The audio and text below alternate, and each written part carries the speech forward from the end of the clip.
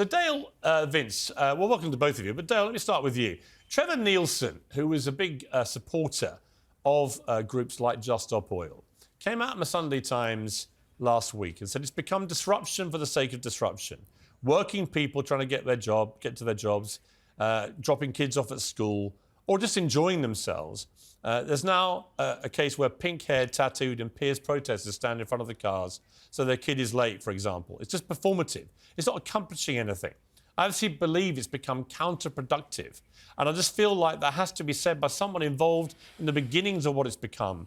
This is going to require an immensely difficult navigation of the middle, and the activists are ostracising the exact people they need to engage. They're creating an excuse for people to stay on the sidelines. Blocking bridges, he said, is a lot easier than building bridges, and that's what we need to do if we're going to succeed. I think he's right, isn't he? I mean, I just don't see any upside now to what these Just Stop Oil protesters are doing. They are deliberately wrecking ordinary people's, in many cases, hard-earned enjoyment, watching sport that they love. And for what? My turn? Yeah. I think it is. So look, I think your language is exaggerating, right? They haven't wrecked sport. They aren't wrecking people's lives. The climate crisis is wrecking people's lives. It has killed 4 million people already, and it does make 20 million people every year homeless, right? I call that disruption. Cricket was about 3 minutes. Today, there was more disruption at Wimbledon from the rain than there was from the protest. So I think you're making much of it. I think they are doing a good job because they continue to put this issue on the news agenda. But everybody hates them. Again, an exaggeration. Well, it's not an exaggeration. Listen to the crowd. Listen to the crowd. Here. Okay, but that's not everybody, is it, Piers? There's no one cheering. That's the crowd at Wimbledon. There's not a single person applauding That's the or crowd cheering. at Wimbledon. Right.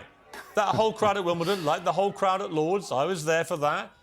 Like all the crowds at all these events that they're wrecking or trying to wreck with their attention seeking.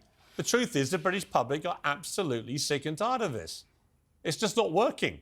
Trevor Nielsen's right. It's backfiring. It's seen as performative, seen as attention-seeking, and it is destroying bridges rather than building them. The strategy isn't working.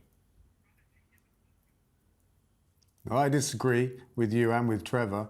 I think performative art has a powerful role in our society, actually, in shaping how we think about things and what we think. And I think that these very brave people are putting themselves in harm's way and creating constant media attention for the climate issue, which we have to have because it's doing such great harm and it's driven by fossil fuels. And our government are intent on drilling for more oil and gas to make the problem worse. What they're going to do, excuse me, is harm people, actual harm to people, their lives and their livelihoods by drilling the North Sea for more oil and gas. They're going against the scientific consensus and the political consensus globally to do this foolish thing, claiming it will lower energy bills, which is a lie because they know that they can't do that because fossil fuels are priced by global markets. We allow that. So again, like I said to you last time, I have a lot of sympathy with a lot of the arguments. I think we should do a lot more than we're doing as a globe, although my real issue is with countries like China and India, who are by far the worst polluters in the world. It's not actually the UK. And I don't see any of these heroic protesters getting on a plane to Beijing or to Moscow or to Mumbai. There's a moral cowardice about this. They're targeting a country which actually has been doing more than almost any other to be progressive in this area. But aside from that, if you're going to have a movement, you've got to bring people with you.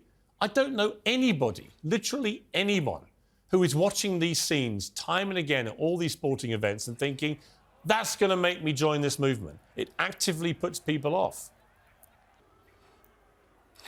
Okay, how about some facts on China? Because it comes up all of the time. What about China? The per capita carbon emissions of the people in China are tiny, right? Way smaller than they are in Britain. And just last week, it was announced that China has built more solar panels than the rest of the world put together, right? Which includes Britain. And they're at 50% green electricity on their grid now. And that's for a country of over 1 billion people. And what percentage, all right, but what percentage of pollution, at a hell of a rate. What percentage of the global pollution comes from China? Bear in mind, it's 1.1 billion people making most of the world's stuff, including the stuff that we have here. So they are a big polluter, absolutely. Tell me. No, you tell me. You're the expert. I'm telling you, per capita, as an individual Not per person, capita, it's a tiny percentage of footprint. global That's important. Percentage That's important. of global pollution. There are 8 billion. No, You don't it's want to tell me, important. do you? There are 8 billion people on this planet. I'm telling you, I don't know. You should tell me, right? I'm telling you, I don't care. Per capita, You it's don't tiny, care that and we should China have a fair is share by of the far the carbon biggest footprint polluter in the world. globally.